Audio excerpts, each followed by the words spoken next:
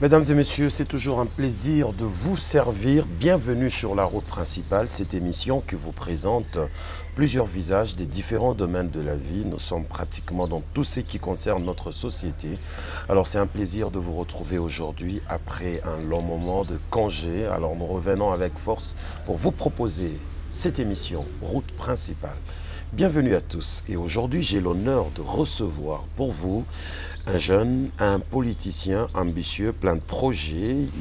Il est de notre ville de Lubumbashi. Il s'agit bien de Maître Deka Kalombo avec qui nous allons nous entretenir aujourd'hui sur quelques sujets d'actualité et sur ses projets ou ses ambitions dans le monde politique dans ces pays. Maître Deka, bonjour. Bonjour, monsieur le principal. Vous allez bien?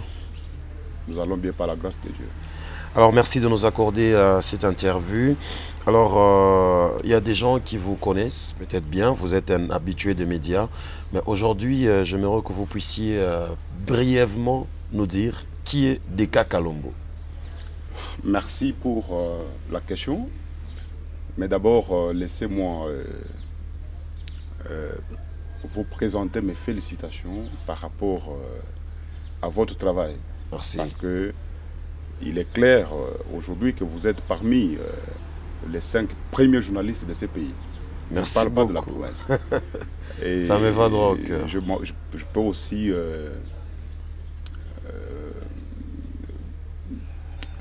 parler de l'événement, le grand événement que vous avez organisé le 27 mai. C'était le 25 avril. Voilà, le 25 avril, voilà. C'est un événement, c'est pour la première fois dans notre pays de voir un tel événement qui a réuni tous les humoristes de l'Afrique. Okay. C'est-à-dire, on a vu les Gourou, les Saïsaï, j'ai vu aussi ambassadeur à Galawal. Donc, tout le monde était là. Et l'organisation était au top. Merci beaucoup. Et j'ai été satisfait d'apprendre que c'est vous qui étiez à la manette. Vous étiez organisateur de ce grand événement. Merci beaucoup. Voilà. Alors, pour parler de moi, je vais être très bref parce que déjà vous le connaissez très bien. Je n'ai pas parlé de moi. Okay. Je suis Maître Deka Kalombo, avocat bien sûr. Je suis assistant à l'université de Lubumbashi, à la faculté de droit. Et dans le cas précis, ici, vous me recevez en tant que président interfédéral du parti ACR, Action Commune pour la République. Le parti cher à l'honorable Eliezer Tambwe-Poshi, Mwanakolo Lopango. Voilà. Très bien, ça nous intéresse cet aspect politique. Alors ici, nous pouvons savoir quelles étaient les motivations qui vous ont poussé à faire la politique dans ces pays? Ok, je vais parler de la motivation. Pourquoi? Parce que la motivation, c'est le Congo. Sans le Congo, on ne pouvait pas se retrouver aujourd'hui pour parler de tout ce que nous allons étaler aujourd'hui. Pourquoi le Congo? Parce que mon pays va mal. Depuis plusieurs décennies, nous avons eu des acteurs politiques. Nous avons laissé à la merci de ce grand Congo, je parle du grand Congo, sans oublier que le Congo est un scandale géologique. Et le Congo est placé, je crois, 3e pays après le Nigeria et aussi, je crois, les Niger, si je ne m'abuse pas, par rapport à sa dimension, 2 345 000 km². Et ce Congo-là, ce grand Congo-là, avec toutes les potentialités qu'il regorge sur son sol et son sous-sol, nous l'avons abandonné à la merci de certains prédateurs, de certains pilleurs, les gens qui se contentent de piller le Congo, piller les richesses du Congo et maintenir le peuple congolais dans la pauvreté. Alors, nous, en tant que jeunes, et surtout, l'on dit aussi, qu'une jeunesse sans conscience, elle est sans repère. Voilà. Et nous, en tant qu'une jeunesse consciente, nous nous sommes dit qu'il était temps que les jeunes prennent conscience, que les jeunes se mettent debout pour pouvoir mettre hors d'état de nuire tous ces corbillards, tous ces vieux qui nous ont gérés depuis des temps anciens jusqu'à ce jour, pour que nous puissions,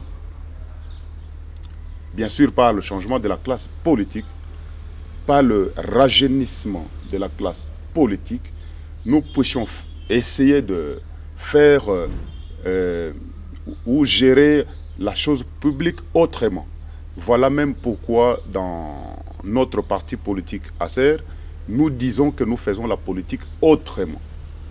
Parce que les vieux, leur gestion chaotique a montré ses limites et que nous pouvons aujourd'hui en tant que jeunes, avec des nouvelles, avec des innovations, avec des idées nouvelles, des initiatives, nous puissions amener de l'ère nouvelle sur la scène politique congolaise, bien sûr, pour essayer de changer la donne. Parce que l'on dit aussi que les mêmes causes produisant les mêmes effets. Alors, si ces vieux sont là depuis 1960 jusqu'à ce jour, et ils n'ont pas pu rencontrer les vrais problèmes des Congolais, alors pourquoi ils sont là jusqu'aujourd'hui? Qu'est-ce qu'ils peuvent nous amener aujourd'hui qu'ils ont oublié de faire pour ce peuple quand ils étaient à la commande? Alors, la vraie motivation, c'est d'abord le Congo, c'est-à-dire le Congo nous intéresse. Très bien. Et alors, lorsque ce sont les intérêts du Congo qui sont mis à mal, là, nous nous mettons debout et nous essayons de faire quelque chose pour la nation. Et donc, nous sommes révolutionnaires. Très bien. Voilà. Et donc, pourquoi le choix de ACER? Pourquoi le choix de ACER? C'est une très bonne question. Et je peux vous rassurer ici qu'à ce jour, on ne peut pas parler de 5 grands partis politiques dans ce pays sans parler de ACER. Pourquoi vous vous vantez comme ça? Voilà. ACER, c'est un parti qui regorge des valeurs citoyennes, démocratiques et politiques. Chez nous, nous mettons l'homme au centre de nos actions.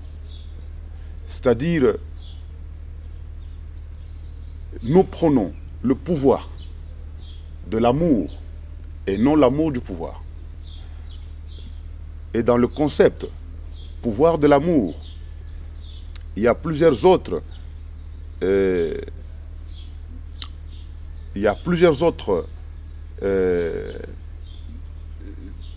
sémantiques qui peuvent s'en dégager.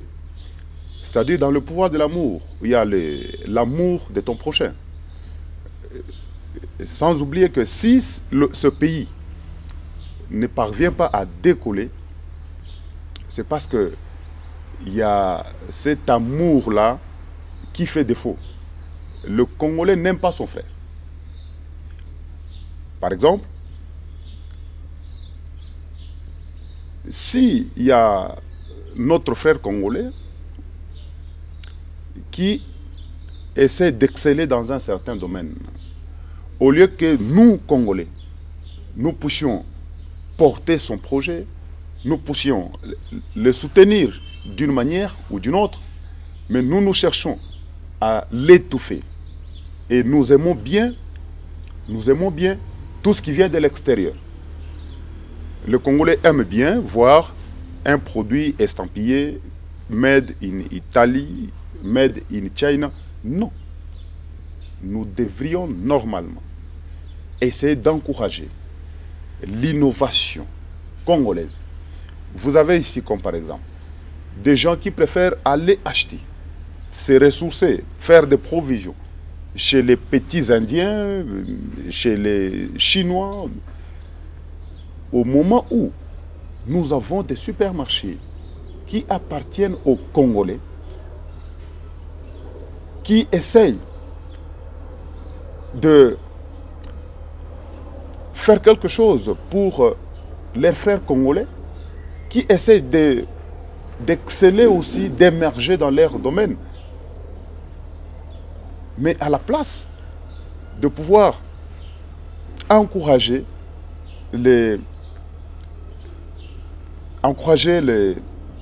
l'innovation congolaise, nous préférons aller vers les autres, c'est-à-dire les gens qui viennent de l'extérieur. Alors, nous avons cru dans ces partis, Action commune pour la République, parce que c'est un parti qui regorge des valeurs morales, des valeurs démocratiques, citoyennes, politiques. Nous sommes le seul parti, je peux dire, je prends le risque de le dire, nous sommes le seul parti à ce jour au pays qui est consommable par l'opinion congolaise et même la diaspora. Vous avez vu. N'est-ce pas une politique que vous mettez en place pour bénéficier de postes, de fonctions parce qu'on voit déjà avec l'initiateur du parti qui est trop dans les dénonciations, qui est trop dans les soutiens au chef de l'État. Est-ce que, n'est-ce pas une politique que beaucoup de politiciens font ici dans ces pays pour se trouver une place et une fois qu'on commence à gagner quelque chose, on oublie tout ce que vous êtes en train de dire. Ce sont des chansons que les Congolais sont habitués déjà. Non. Bien sûr, nous connaissons tous les objectifs d'un parti politique. Mais d'abord... Conquérir le pouvoir et les maintenir. Voilà. Aussi. Mais d'abord, nous, c'est le Congo. C'est-à-dire, nous essayons de servir notre nation de notre manière. C'est-à-dire, nous, là où on parle du Congo, nous sommes présents. Parce que notre souci, vous avez parlé des dénonciations et tout, notre souci, c'est de pouvoir arriver à la consolidation d'une paix et une paix durable. Vous savez que notre pays, au moment où nous parlons, traverse une situation extrêmement extraordinaire. Le pays est dans un contexte vraiment inédit. Il y a des guerres de gauche à droite. Ça va être notre prochaine question. C'est quoi votre position face à toute cette situation-là? Voilà. Je disais qu'il y a des guerres d'abord, mais à côté, il y a des pilleurs, les gens qui sont déterminés de manière intentionnelle à pouvoir piller le Congo. Qui sont ces gens? Je ne parlerai pas des individus, mais je parle d'abord ici du concepteur de la déstabilisation du Congo, l'Occident. Et de l'autre côté, il y a des Congolais véreux, animés de mauvaise foi et très assoiffés, qui pensent que le Congo était je dirais, leur... bien privé. Bien privé, oui, mais je voudrais beaucoup plus parler de... C'était leur proie. Et ces gens, dans toute cette démarche, ils préfèrent se faire de Bill Gates et maintenir la population congolaise dans une misère, dans la pauvreté. Vous parlez des gens qui sont au pouvoir ou vous faites allusion à l'ennemi qui agresse le pays? D'une part, nous avons notre ennemi bien connu, bien identifié, qui est dans cette démarche de la déstabilisation, de la balkanisation de notre pays, M. Paul Kagame. Mais d'une autre part, au sein du gouvernement, il y a des gens qui ne servent pas, qui ne soutiennent pas ou qui ne sont pas dans la vision du chef de l'État. Mais comment ils ne se retrouvent pas dans la vision si longtemps que vous formez l'Union sacrée? Il y a tout un travail des titans qui est fait avant de nommer les gens, les membres du gouvernement. Je vais être direct avec vous. Oui. Que le chef de l'État, bien sûr, il a cette volonté de pouvoir rendre ce pays ou l'amener à un niveau où le Congolais pouvait se sentir mieux chez lui. Mais lorsque le chef veut nommer, former le gouvernement, il y a tout un processus. Ce n'est pas un travail d'un seul jour. Et le chef met en place une équipe de ses collaborateurs qui devraient normalement faire ce que nous appelons l'enquête de loyauté. C'est-à-dire que cette équipe devrait normalement faire son travail, enquêter sur tous les candidats ministrables et faire rapport à qui de droit, c'est-à-dire au chef de l'État. Et moi je pense que cette équipe n'est pas à la hauteur de ce qui est comme attribution ou tâche. On nous amène, par exemple, une ministre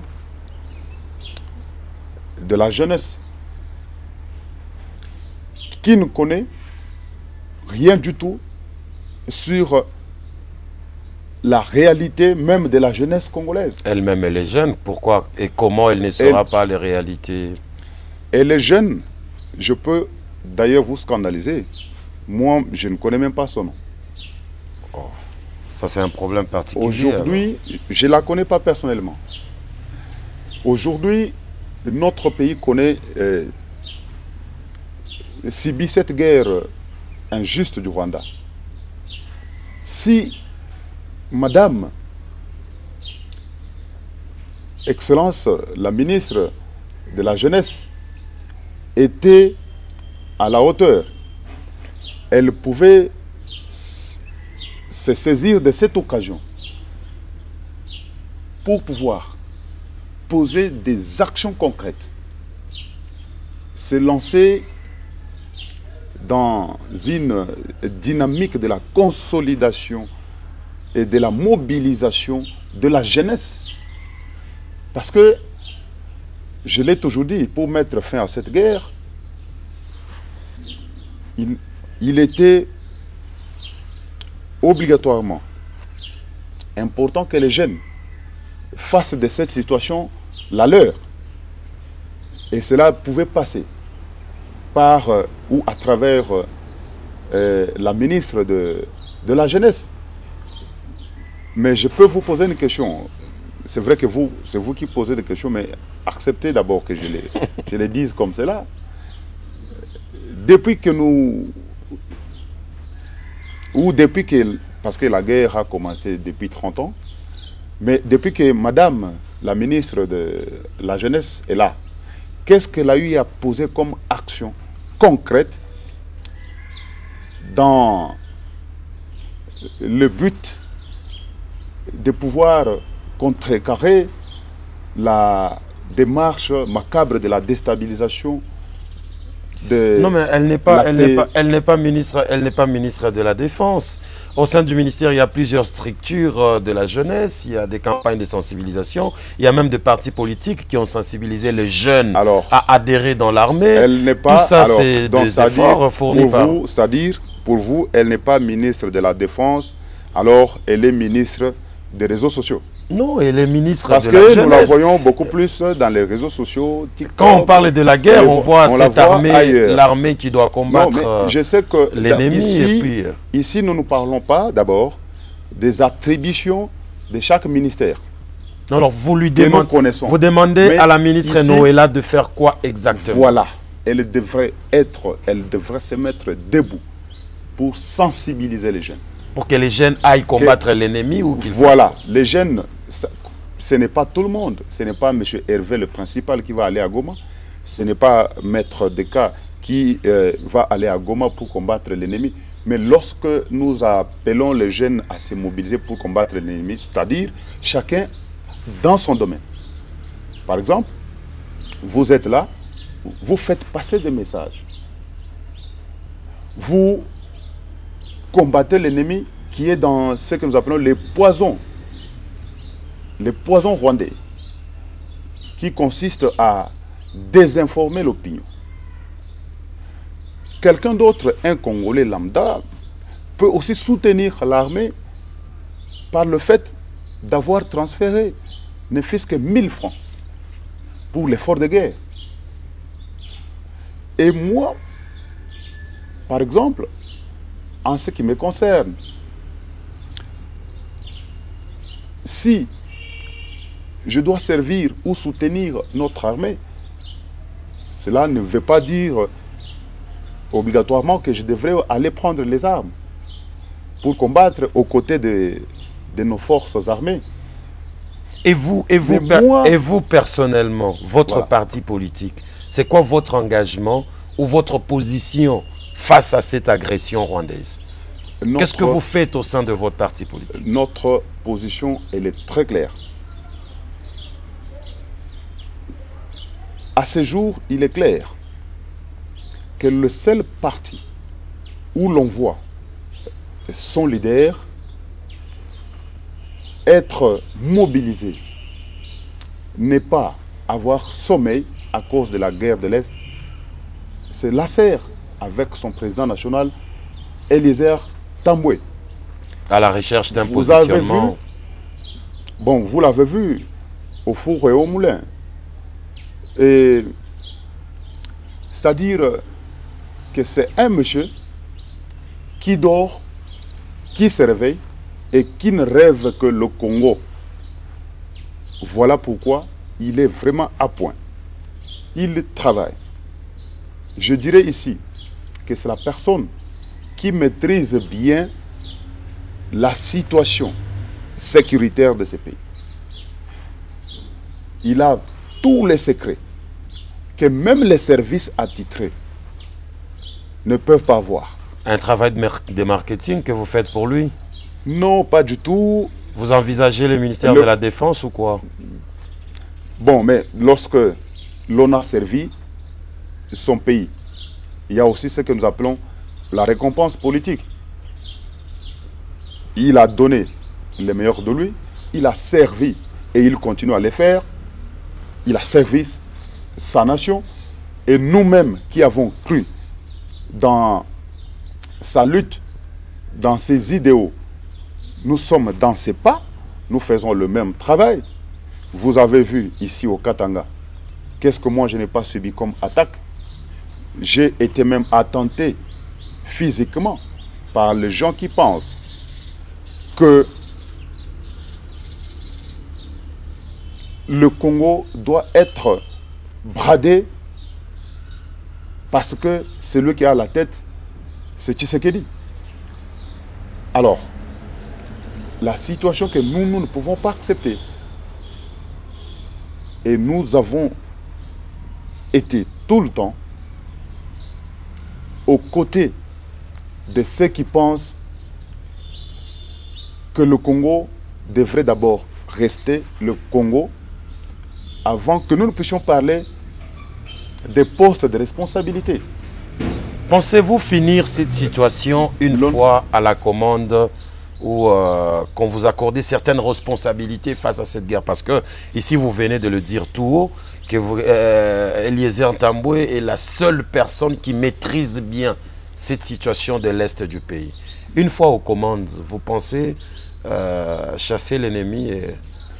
D'abord, une chose. Savez-vous que ce monsieur, c'est un prophète politique? Un prophète ou il reçoit seulement des informations, ça et là? Non, mais par moments, ça nous dépasse parce que vous pouvez tenir votre petite réunion à 10, 15, 20. Vous pensez que vous êtes enfermé, mais à la minute, M. Eliezer Ntambwe a l'information. Il utilise juste les pouvoirs de la quête de l'information. Non. Quelles sont les prophéties déjà accomplies venues d'Eliezer Ntambwe? Voilà. Eliezer Ntambwe nous a prévenus avant même l'entrée du M23 à l'est de notre pays. Il en avait déjà parlé. Après cela, un autre exemple. Eliezer Ntambwe nous a dit que l'AFC par M23, c'était Kabila qui était derrière, qui s'est caché. Il était héros dans l'ombre. Personne ne l'avait cru. Mais quelques jours après, nous avons vu des hauts cadres du PPRD aller s'associer aux autres, les Bissimo et les Willingo. C'est des convictions personnelles. En quoi ça concerne Kabila? Mais plus tard, nous avons vu Kabila lui-même s'afficher. Il était à Goma. Vous l'avez vu? Kabila, rassurez-vous, Kabila était à Goma. Vous avez des images? Ce n'est qu'après, nous en avons les preuves. Mais ce n'est qu'après que M. Kabila s'est rendu compte que c'était une bêtise légendaire pour lui de pouvoir s'afficher comme le parrain du M23.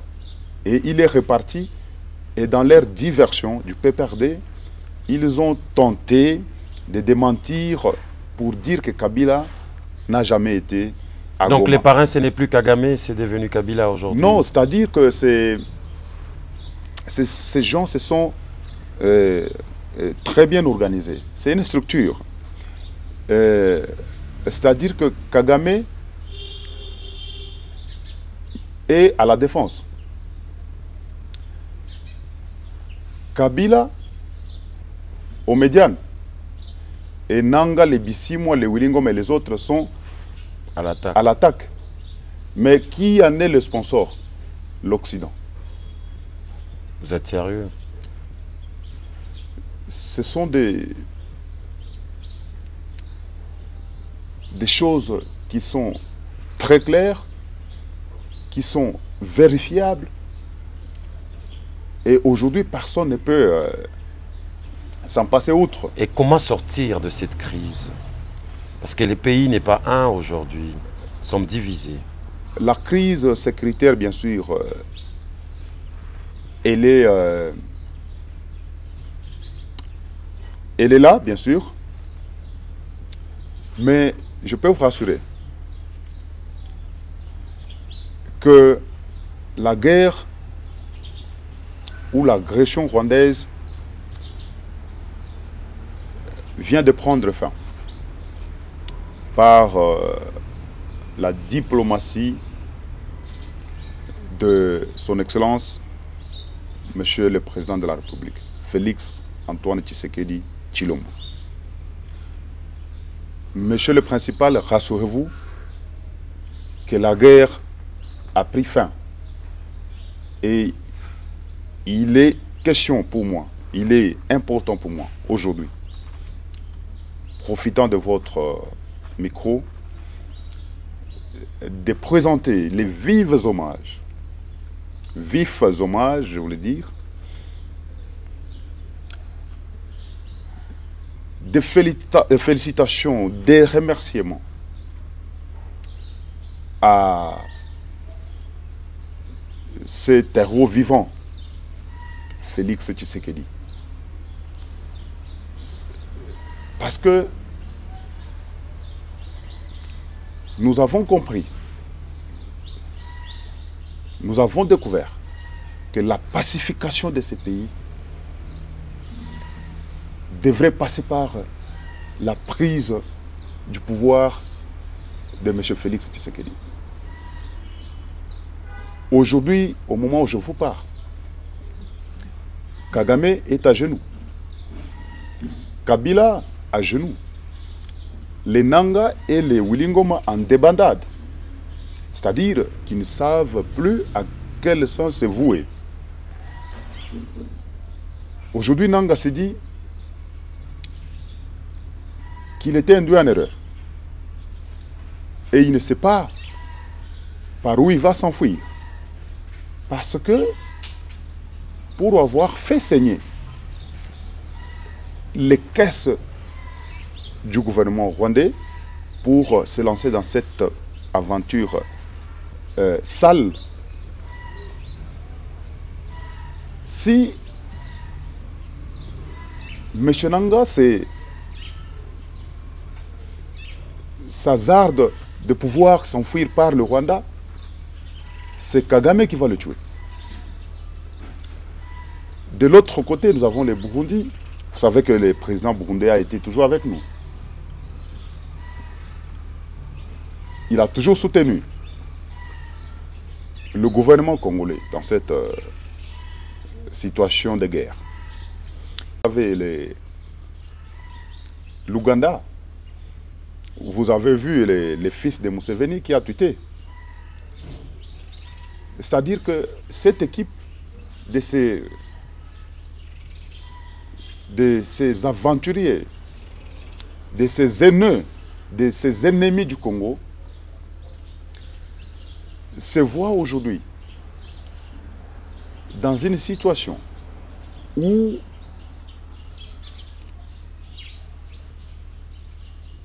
elle n'a plus de voie de sortie. Vous avez suivi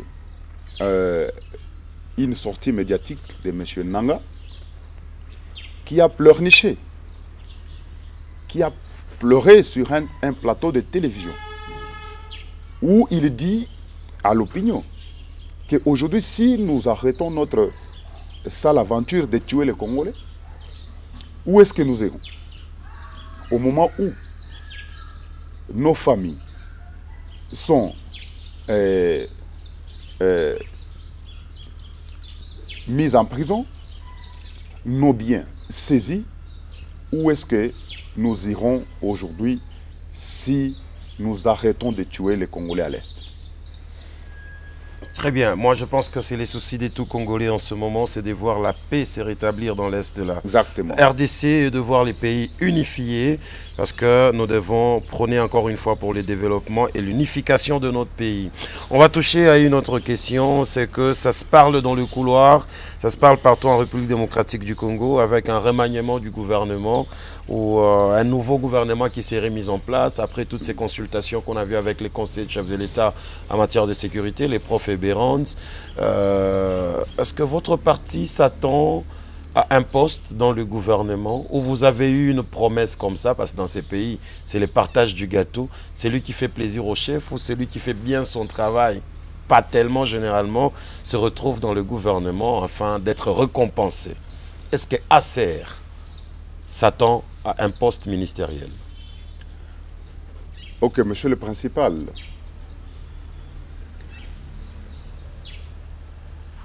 Une chose est vraie, que nous méritons d'avoir un ministère, et surtout la vice-primature. Pour avoir fait quoi? Pour avoir servi et la nation et le peuple congolais. Dans quel sens? Par notre lutte. Vous en avez les images. Vous avez vu comment notre leader, Eliezer Tambwe, a combattu le régime sanguinaire de Joseph Kabila. Vous avez vu comment ce monsieur a été aux côtés des opprimés. Comment pouvez-vous comprendre qu'un député national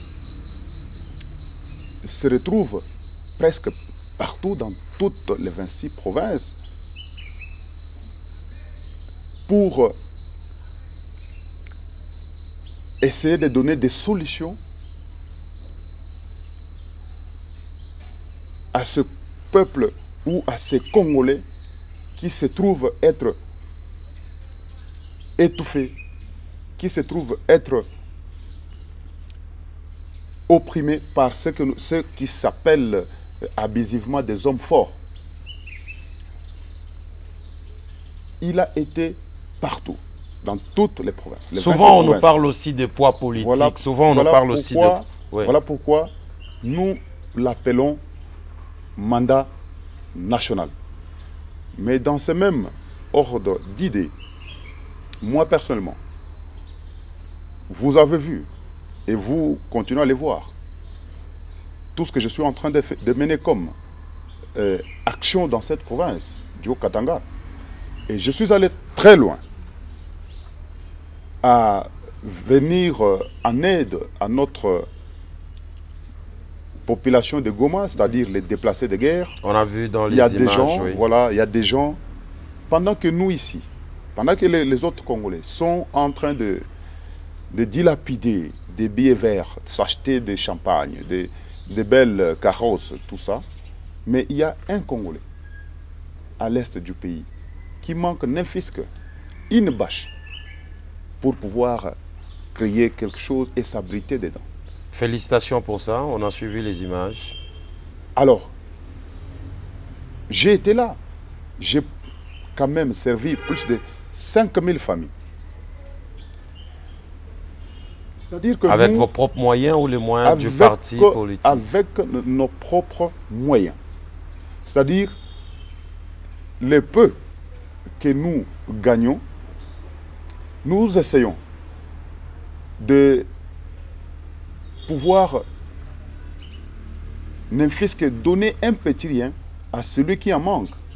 Ça, c'est très bien. Je veux revenir sur un point où je sens en vous, oui, ou dans vos dires, en train de faire des beaux yeux à Eliezer Tambwe, en suivant même les déclarations de l'honorable Ogi Kalonji. C'est pourrait-il que vous vous attendiez à un ministère et que vous vous attendiez à être nommé DIRCAB ou conseiller.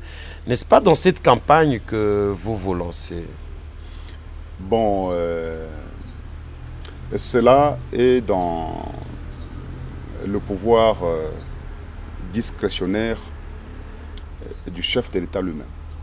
C'est lui-même qui est comparable à un coach.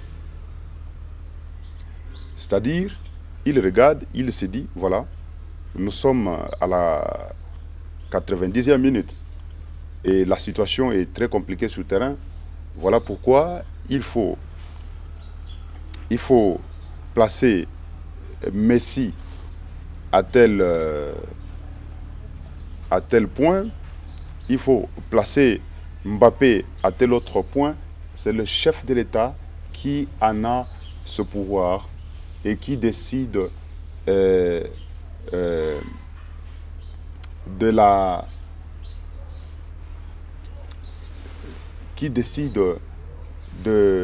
la nomination de ces ministres.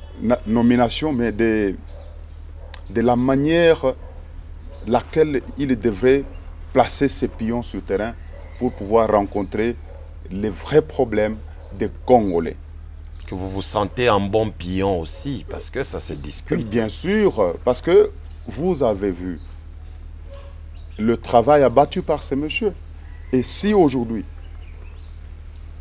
le chef de l'État, bien sûr, nous ne venons pas demander un poste dans les médias, mais si le chef parvient à reconnaître, d'abord, parce que vous avez aussi frôlé le poids politique, je peux vous rassurer, je peux vous informer que par rapport au poids politique, notre regroupement politique avait au moins 14 députés nationaux. Et que pour avoir un poste ministériel, il fallait avoir 10 députés nationaux. Et au nom de quoi nous n'avons pas eu un ministère. Mais regardez maintenant la maturité politique. Regardez comment nous avons montré à l'opinion que nous ne sommes pas là pour les postes. Est-ce que vous nous avez vu réclamer? Est-ce que vous nous avez vu organiser des sit-ins, vous nous avez vu casser, faire des marches? Nous nous sommes dit, le chef a décidé, nous n'allons pas forcer la main du chef. Alors, bien sûr, après les consultations nationales qui viennent d'être clôturées par monsieur le conseiller spécial du chef de l'État en matière de sécurité, bien sûr, nous avons été consultés. Et qu'après qu'il ait fait son rapport au chef de l'État, si le chef de l'État pense que M. Eliezer Tambwe mérite d'avoir la vice-primature, surtout l'intérieur ou la défense, pour avoir combattu, surtout sur ce plan, par le fait pour lui d'avoir les secrets et d'avoir aussi mobilisé, sensibilisé le peuple à soutenir notre armée. Parce que je peux vous le dire, nous sommes arrivés dans ce pays au niveau où il y a des gens qui les contactent et des hauts responsables de ces pays qui contactent M. Eliezer pour lui dire, mon frère, tu dois faire très attention. C'est-à-dire, Tshisekedi ne peut plus rien faire et qu'aujourd'hui, c'est cette conglomérate d'aventuriers qui va prendre la commande de ces pays. Alors, tu dois être très souple. Vous savez vraiment faire des beaux yeux et non, pas de beaux yeux, de vous victimiser. Laissez-moi terminer. On est en train de finir l'émission déjà. Non, laissez-moi terminer. J'étais en train de dire qu'il y avait même des gens, les gens que nous avons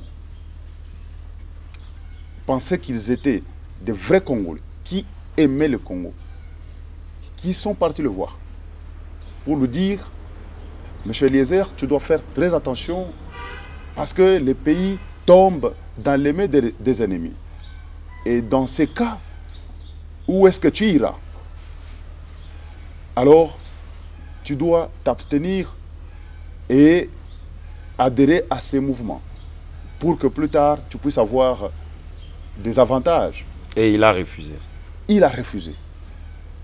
Et à un certain moment, il est resté le seul qui parlait, qui condamnait le Rwanda. J'ai vu aussi, oui, le seul. J'ai vu aussi Israël Mutombo, qui l'a aussi accompagné dans cette démarche. Ils sont restés à deux dans ce pays, qui parlaient du Rwanda. Et tout le monde s'était abstenu, croyant que les Nanga pouvaient arriver à faire tomber la ville-province de Kinshasa. Et tout ça mérite une récompense. Donc, oui, mais tout travail mérite une récompense. On dit bien qu'il travaille à l'hôtel, mange à l'hôtel. Très bien. Alors, on va finir avec cette question. Voilà. Apparemment, vous l'avez évité. C'est quoi cette polémique avec Ogi Kalonji? Il y a quoi entre vous? Qu'est-ce qui se passe au juste? Parce qu'il a promis de parler d'ici le 12 et de faire des révélations. C'est quoi le problème? Dans les 5 minutes qui nous restent, peut-on connaître les vrais problèmes? Je n'aime pas parler des individus. Non, nous l'avons suivi dans Mais cette vidéo où comme c'est faisait allusion à vous. C'est une question que vous posez.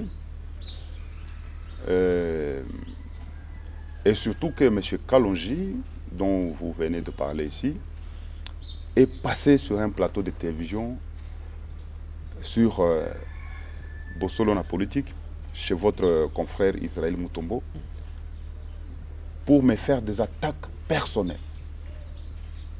Où il dit aux gens comment est-ce que moi je suis irresponsable. Il m'a traité de beaucoup de mots. Alors, je voudrais vous dire exactement qu'est-ce qui se passe entre moi et ce monsieur-là. Allez-y. Monsieur Ogi Kalonji a été premier vice-président de notre parti politique.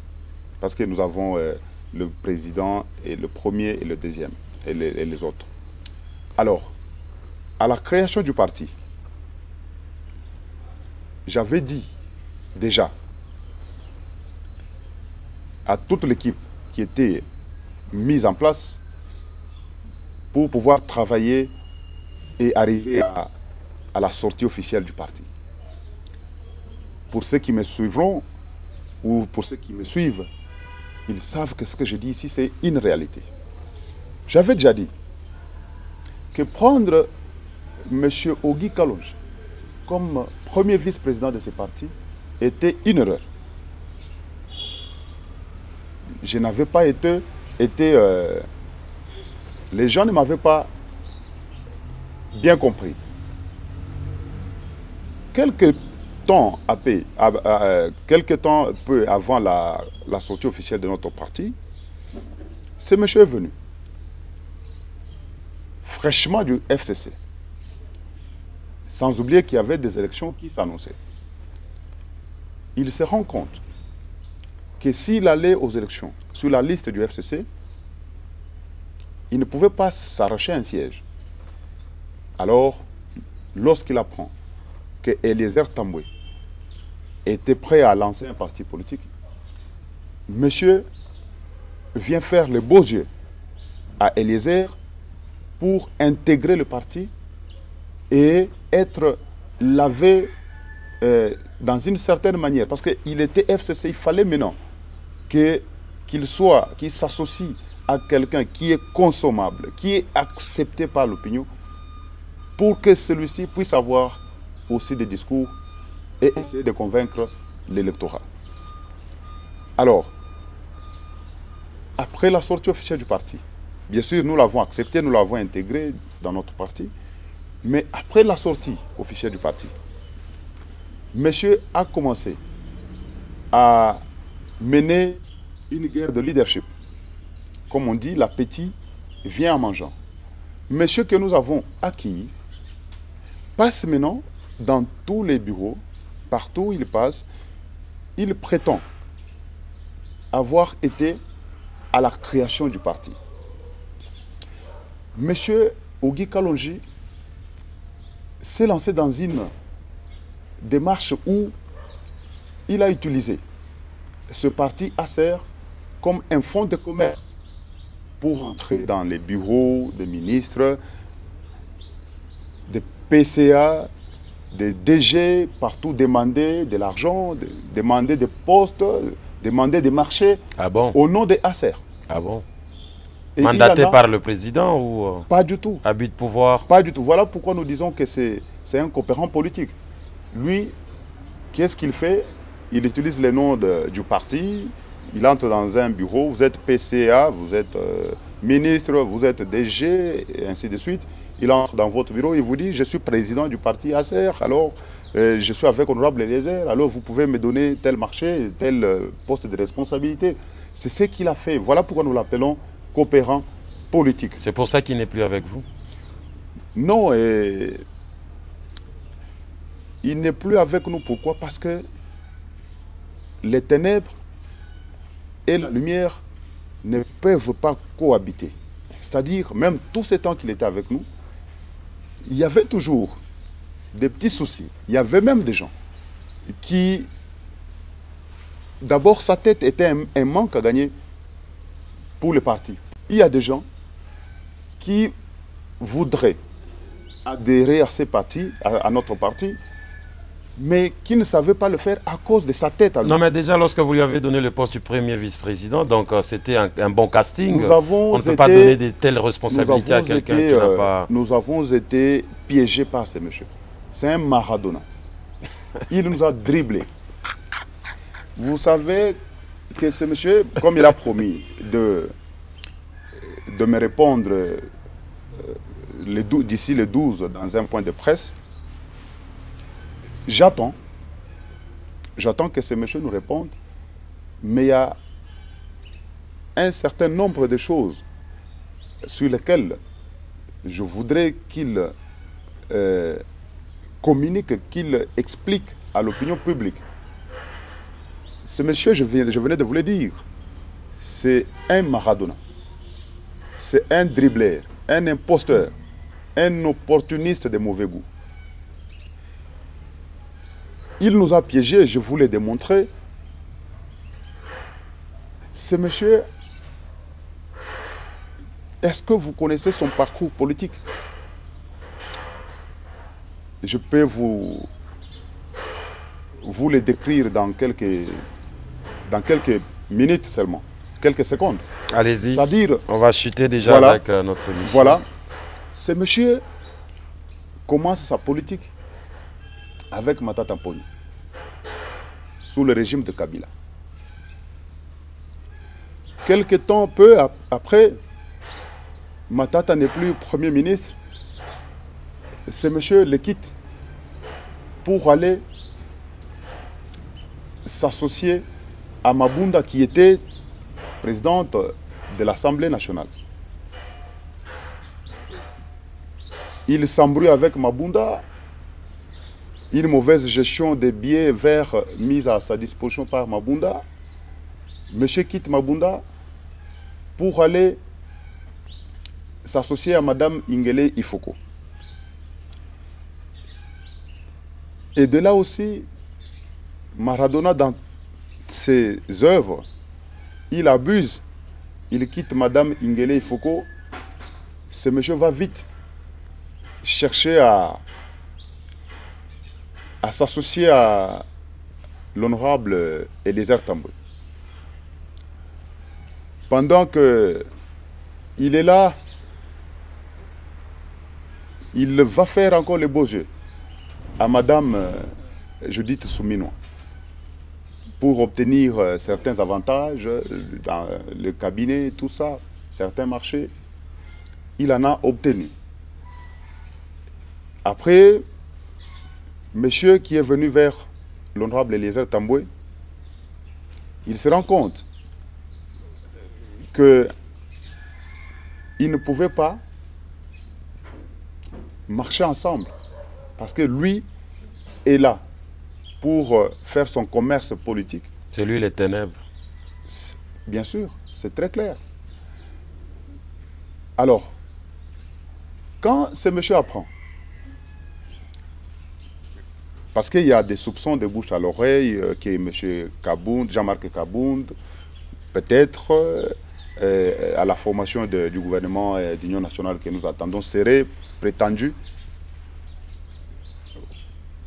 Premier ministre de ce gouvernement-là. C'est comme ça que M. Maradona quitte l'honorable Eliezer pour aller faire la sortie officielle de son parti politique chez M. Jean-Marc Kabound.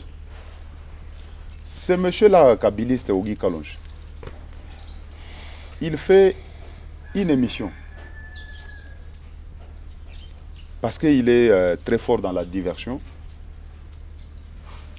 Il dit aux gens que lui a été une fois détenu à la prison centrale de Makala parce que il avait combattu Kabila à cause de sa lutte.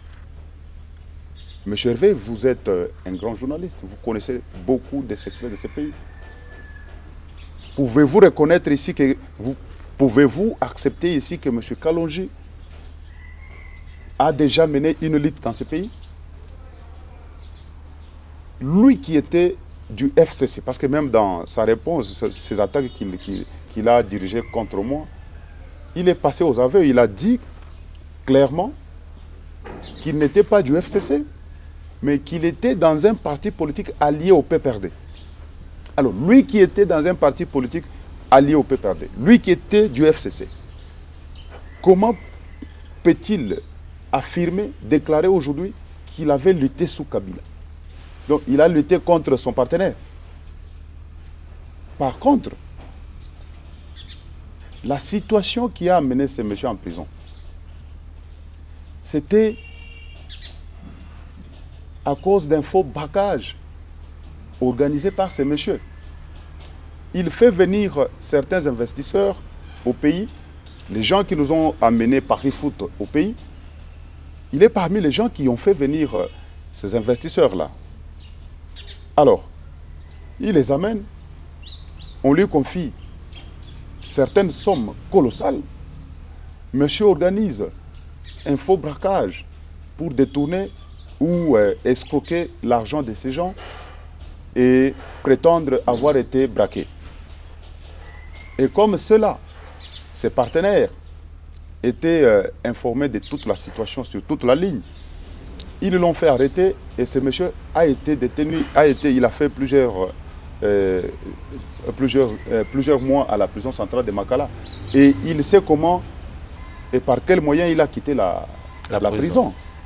Ce monsieur, c'est quelqu'un qui ne peut même pas, aujourd'hui, ouvrir sa bouche pour parler de la lutte ou parler de M. Eliezer dans le mal, dans le mauvais. Ce monsieur, je peux vous faire beaucoup de révélations. Et je préfère le dire sur votre plateau, parce que vous êtes une grande chaîne. Ce monsieur, au moment de la campagne électorale, est-ce qu'il peut expliquer aux Congolais l'origine de tout cet argent qu'il a utilisé pour pouvoir obtenir des machines à voter dans sa maison? Monsieur est allé prendre 450 000 $ au FPI. Et j'en ai les preuves. Qu'est-ce qu'il a fait de cet argent?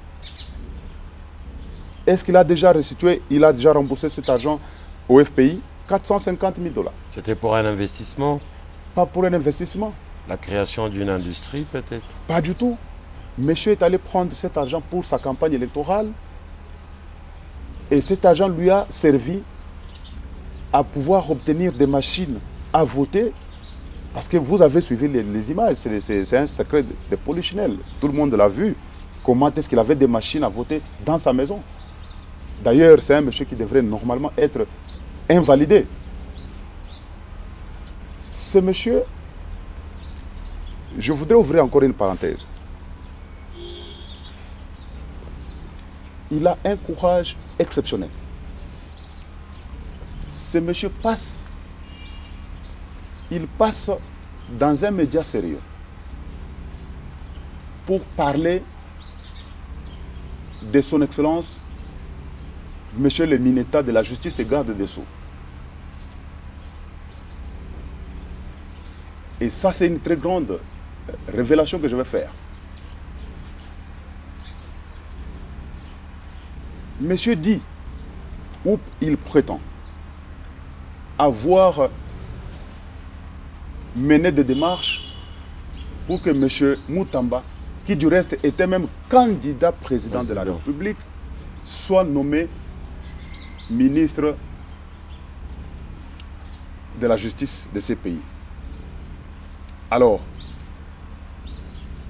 ce monsieur peut nous dire combien d'argent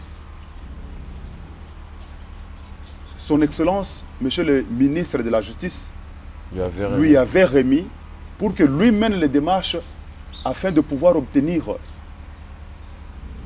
ces grands postes de responsabilité. Et sur ce point, j'alerte le ministre de la Justice, M. Constant Moutamba.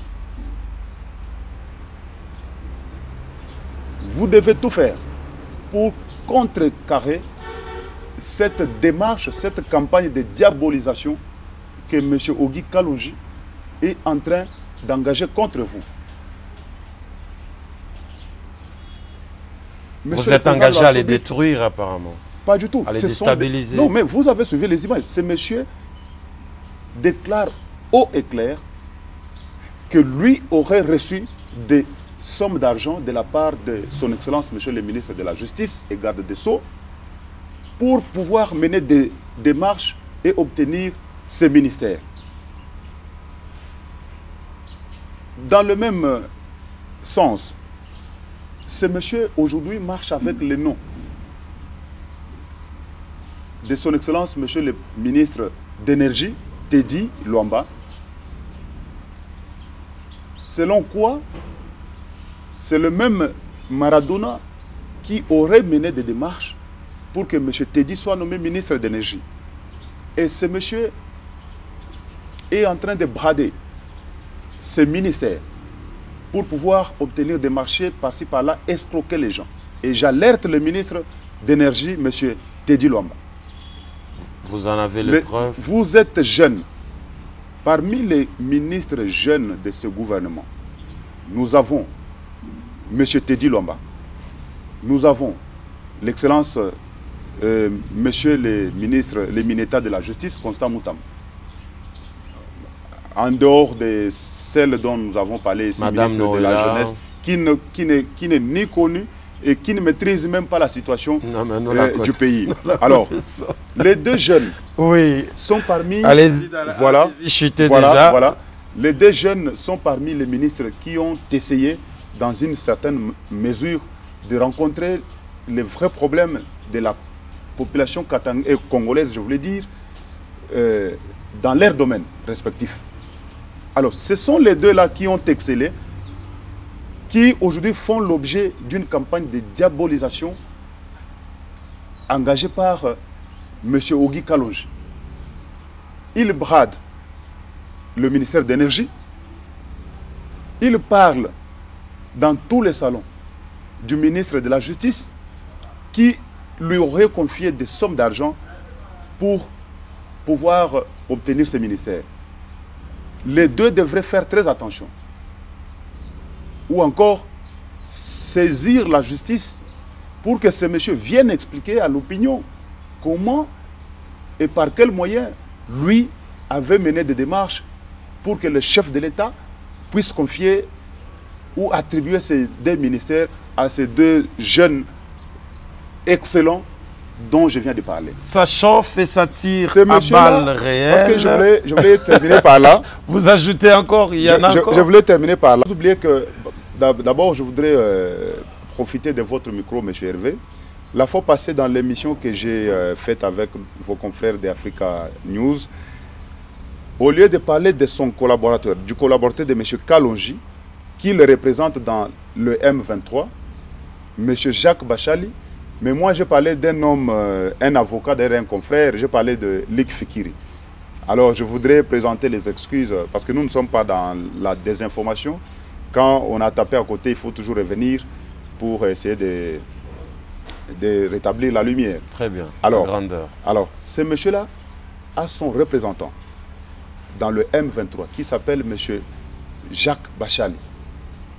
Il a utilisé celui-ci par plusieurs reprises à déstabiliser notre parti à l'est du pays, à Goma précisément. Cette démarche n'avait pas obtenu gain de cause. Il l'a mené ailleurs, il l'a fait. M. Kalonji a fait adhérer Jacques Bachali au M23, qui est là jusqu'aujourd'hui, et nous en avons des preuves. Alors, parce que je parle de ces messieurs... N'entrez pas dans les imputations dommageables. Non, pas du tout. Moi, je dis la vérité. S'il pense que ce que je dis, c'est une contre-vérité... Ça peut vous traîner devant la justice. Mais, M. Hervé, la prison est faite pour nous, les politiciens. Donc, vous avez des preuves de tout ce que vous affirmez sur ces plateaux. Les preuves sont là. Nous avons les images de l'implication de M. Kalonji dans les M23, représenté par M. Jacques Bachali. Mais, imaginez... Ce monsieur-là, il prend ses caméras, il va à Tchangou prendre les images d'une route asphaltée, tout ça. Il dit que c'est lui qui avait asphalté cette route. Or, c'est une route asphaltée dans le cadre du projet Tchilégelou. Alors, c'est-à-dire que lui, il contredit le chef de l'État. Le chef de l'État met en place un projet appelé Tchilégelou.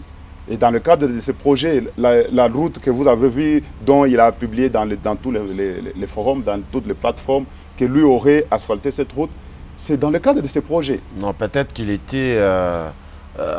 il s'était impliqué pour demander au gouvernement intentionnellement est en train de combattre les actions du chef de l'État. Je peux vous révéler encore une chose. J'ai reçu l'appel du cousin du chef de l'État qui m'a appelé depuis la diaspora. Il me dit que c'est vraiment une bonne chose de voir aujourd'hui M. Eliezer se séparer de cet imposteur-là. Et il me dit qu'il a beaucoup d'éléments qu'il mettra à ma disposition parce que ce monsieur lui aurait même escroqué 30 000 €. Je vous dis que c'est quelqu'un à mettre hors d'état de nuire. M. Ogi Kalonji. Nous avons beaucoup d'éléments contre ce monsieur, mais nous préférons d'abord nous réserver pour voir si peut-être il peut revenir à la raison et qu'il peut faire les choses autrement. Vous avez peur de ces déclarations de ce 12? Non, pas du tout. Nous n'avons pas peur de ce monsieur. Dans 3 jours, on va... Je vous dis, j'alerte les services. Et surtout, le conseiller spécial du chef de l'État en matière de sécurité. Vous savez ce qui nous fait mal, c'est lorsque nous dénonçons. Même ici au Katanga, combien de dénonciations j'ai toujours faites. Même le chef de l'État, quand il est venu, sa dernière, ou son dernier passage ici à Lubumbashi, nous avons vu une équipe déployée au niveau du Carrefour, au niveau du Golfe ici à Tchamalale. Il y avait une équipe au niveau du tunnel, il y avait une équipe à l'entrée de la ville. Des gens qui se sont déguisés, qui sont devenus comme des fous, mais avec la mission d'attenter au cortège du chef de l'État. Et j'ai été la première personne à dénoncer cela. M. Kalonji a fait la même chose à Tchangou. Il a monté des jeunes troubadours dans l'objectif d'attenter au chef de l'État physiquement, d'attaquer son cortège. Il l'a fait. Nous avons des preuves. Alors, ce qui nous fait mal, c'est lorsque nous faisons des dénonciations et que les services ne parviennent pas à s'en saisir et à mener des enquêtes. Les services devraient mener des enquêtes sur ces messieurs, sur son implication au M23. Ce monsieur, dans son véhicule-là, il a des armes. Oh. Je vous dis, ce monsieur a des armes dans son véhicule. Moi, je connais. Et j'en ai des preuves, même des photos. Pourquoi et par quel moyen il a obtenu ces armes dans son véhicule? Aujourd'hui, ce monsieur a fait la sortie officielle de son parti chez Kabound. C'est-à-dire qu'il est opposant. Alors, au nom de quoi sa femme reste là comme DG d'une grande entreprise publique? Au nom de quoi ses copains et copines restent dans des cabinets ministériels? Au nom de quoi ce monsieur continue à exécuter ces marchés dont je peux vous citer autant de marchés? Et même derrière le ministère de l'énergie, ce monsieur a vraiment escroqué des gens au nom du ministre d'énergie, Teddy Luamba. Alors, c'est un monsieur qui devait normalement faire objet des enquêtes pour pouvoir décerner, pouvoir découvrir toutes ces démarches qu'il est en train de mener dans le but de déstabiliser le régime de Félix Tshisekedi. Très bien. Mesdames et messieurs, coupez les parties intéressantes, surtout sur l'alerte aux services de sécurité qui doivent mener les enquêtes sur le monsieur. Selon notre invité, coupez, partagez dans tous les forums. Les plateaux restent ouverts pour tout droit de réponse ou toute contradiction. Nous sommes ouverts sur la route principale. Merci à vous, Maître Deka Kalombo, d'avoir pris de votre temps pour accepter cet entretien. C'est moi qui vous remercie parce que lorsque vous avez accepté de vous déplacer vers notre résidence, cela a été un plaisir pour nous de recevoir un grand journaliste de mon pays, M. Hervé le Principal. Merci, et je pense que ça ne sera pas la dernière fois. Le travail de qualité, l'efficacité dans ce que vous faites. Ce pays a besoin de jeunes comme vous. Merci beaucoup. Des jeunes excellents.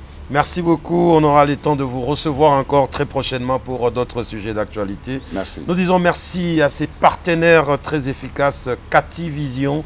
Cativision, la télévision portable, la couverture de tous les grands événements sur toute l'étendue de la République démocratique du Congo, toujours disponible. Mesdames et messieurs, merci à vous pour la fidélité et la confiance que vous nous accordez.